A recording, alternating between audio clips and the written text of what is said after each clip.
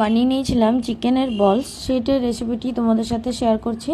Chicken কিমা ভালো করে একটু পেস্ট করে নিয়ে তার মধ্যে দিয়েছি পেঁয়াজ কুচি, রসুন কুচি, আদা কুচি আর ক্যাপসিকাম, ধনেপাতা, কাঁচা লঙ্কা, একটু বাঁধাকপি আর একটু ভিনিগার, একটু নুন দিয়ে মেখে রেখে দিয়েছিলাম আধ ঘন্টার মতন। তারপরে একটা বাটির মধ্যে একটু ডিম আর কর্নফ্লাওয়ার ভালো করে ফেটিয়ে নিয়েছি, কিছুটা বিস্কুট গুঁড়োও নিয়ে নিয়েছি। তারপরে চিকেনের পেস্টটার থেকে গোল গোল বল বানিয়ে একবার কর্নফ্লাওয়ারের আর ডিমের গোলায় ডুবিয়ে বিস্কুটের গুঁড়ো কোট করে আবারও কর্নফ্লাওয়ার ডিমের গোলায় ডুবিয়ে বিস্কুটের গুঁড়োয় কোট করে বলগুলো সব বানিয়ে নিয়েছি। কড়াইতে তেল গরম করে ডিপ ফ্রাই করে নিয়েছি।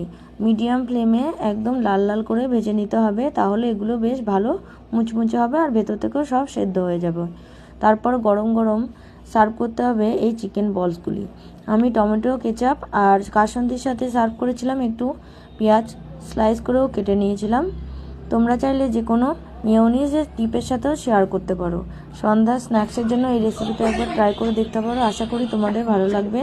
রেসিপি ভালো লাগলে লাইক, কমেন্ট, শেয়ার অবশ্যই করে দিও। টাটা।